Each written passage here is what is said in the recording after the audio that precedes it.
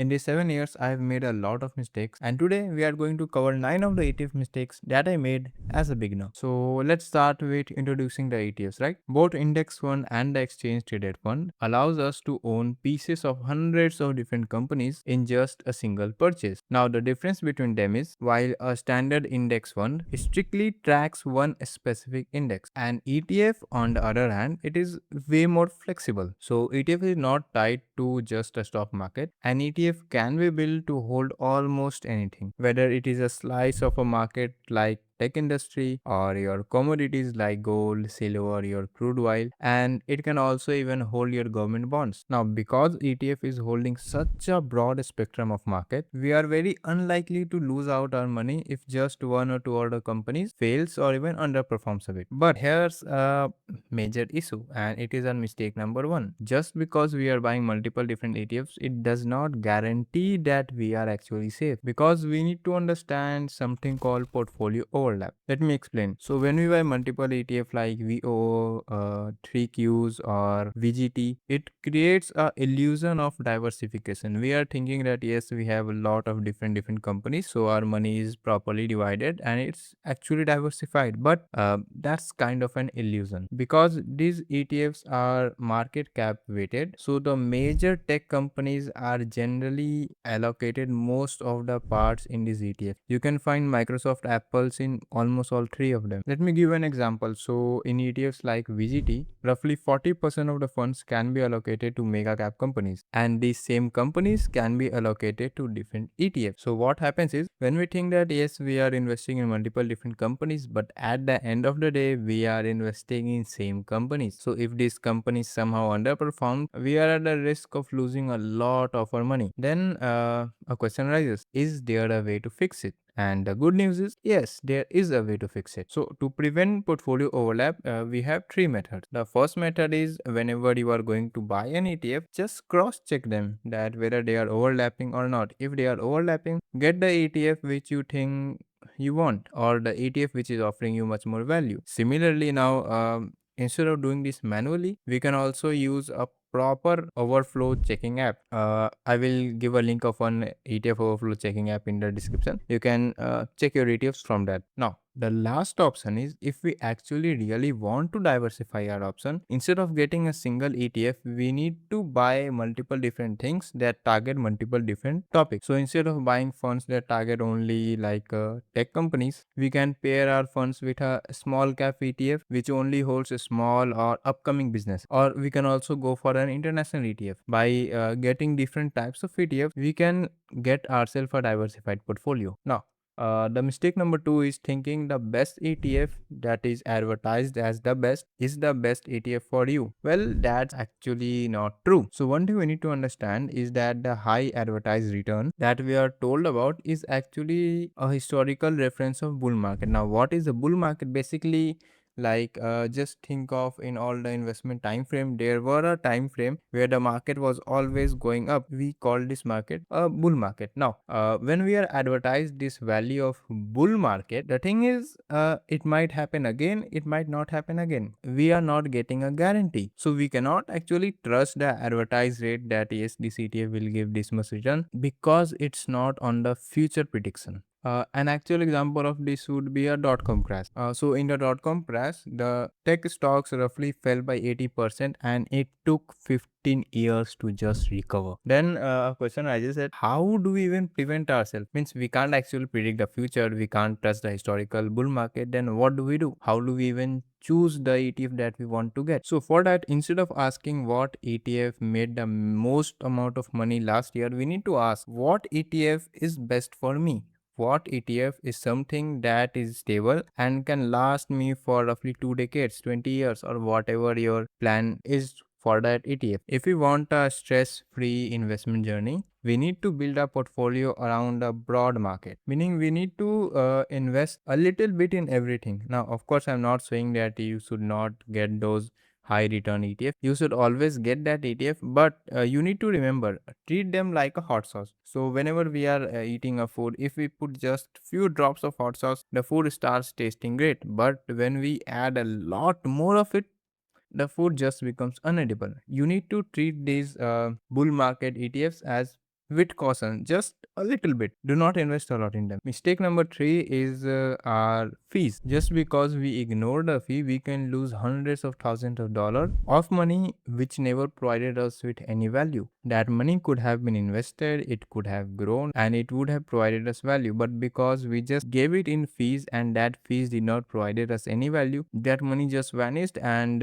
it was a big loss. That is why we need to prioritize low cost ETF with expense value of less than 0.10%. Let me give you an example. So if you pay a 1% fee for an ETF, it can evaporate roughly $300,000. Of course, in long term, but still it can evaporate roughly $300,000. Now, I'm not saying that you should not pay the fee. You should always pay the fee only if not paying the fee is dragging your investment down. Or the second option is you are not investing in a low tier ETF. For a low tier ETF, it's just not worth it to pay the 1% fee. Now, this will lead us to our next mistake, that is over diversification. Listen, so since we started investing, we are always told to invest in bonds or the international stocks for the reason being they are stable. But the thing is, we need to take the age factor into account. If we are investing into bonds which are giving relatively lower interest rate and we are in a phase where we can tolerate a higher rate of risk, then bond is just eating your money. It's just not worth it. Right now it's not worth it. It will be worth it in the future, but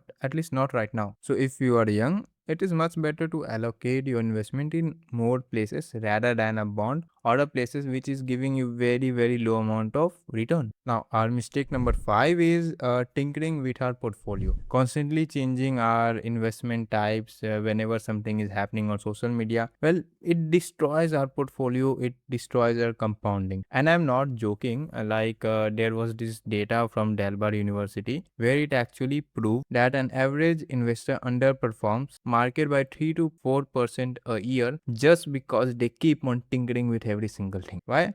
Because they panic sell during crashes and they constantly tinker with every single thing, as I said, and that just messes up our portfolio. And a similar variation of this is blindly following the influencers, and we are also going to call it our mistake number 6. So we need to learn the game, we need to learn the process. We do not need to imitate the player. When we are blindly following an influencer, we are ignoring many critical differences, or you can say red flag. For example, their age might be different, their financial status might be different, their family status might be different, their risk tolerance might be different, their overall income might be different, their time horizon might be different. There are a lot of variables, and when we follow an influencer just because what they said, we are generally not taking account these variables, and we need to take these variables into account. So we must define our own personal goal, whether it is growth, it is income, or even stability. We need to do our own research. Yes, we can take them as a reference, but at the end of the day, it's your life. You need to do your own research. Now, our mistake number 7 is doing every single thing manually. When we do our investment manually, eventually it will happen that you will get into a emotional friction. You will either feel depression, or your day will just get a lot of hectic and you might forget to invest. A market might crash, a market might go up, and you might just pull back, you might stop your investing. So to prevent this, there is a method called DCA, dollar cost averaging. Basically, it means that you pick a time, you pick a date, and in that specific date, every month you pick amount, you are going to invest that amount no matter how the stock market is performing. And why I say this, because let's say, so stock market is going up. If the stock market is going up, you are going to buy less unit of that stock, right? But when the stock market is going down, you are going to buy more of the unit. Eventually what happens is, in the long run, I'm talking about 1 decade or 2 decade, this balances out, right? It generally goes up. But when we do this tinkering thing, then the problem starts, because we don't even know when we are buying, when we are selling, and to be honest, no one knows when to buy, when to sell. Even till now, it is said that an index fund or a computer generated fund, when you invest consistently for a year, it almost all the time outperforms a proper targeted fund, a targeted stock, a picked stock. Why? Because you just can't time the market. Now, the next thing is a risk tolerance, right? I just said no that that investor might have a different risk tolerance. So what I mean is, when you are young or when you are old, you have a different level of risk tolerance depending on how much you are earning, what is your financial status, what is your debt status, or what is your family status. Anything. There are a lot of variables. So you need to decide Like, how much risk can you take with your money that even if you loses 40 to 50% of that money, your life won't get impacted in I guess in impacted in such a way that you won't start to feel that you will need to compromise with your life. Right? So I cannot help you with this in this specific video. I will help you with it in another video because that will take a lot of time, and it will also kind of deviate from the topic, and this is the mistake that I actually made, but I learned it quite fast, so that was not big loss for me. So yes, you need to get your risk tolerance straight. If your risk tolerance is high, then you can invest in things that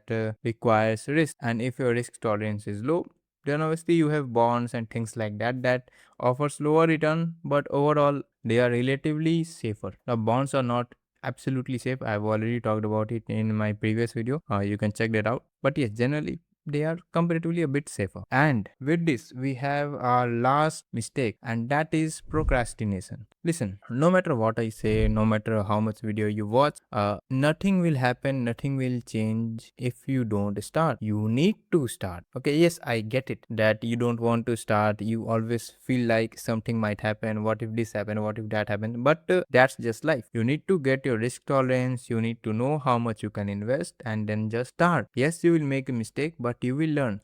Now, by starting, one thing I would like to add, and that is most important thing, and I still follow it till date. This gave me more than 120% of return. That is, you need to follow active investing, right? So there are two type of investing: an active investing and a passive investing. All the investment we talk about, where we are putting our money, is the passive investing. Active investing is where you are actively working on something, like investing in yourself. I have started my business from scratch, and that till date makes me 120% a month. Now, obviously, a lot of things failed in that, but still, eventually it worked out.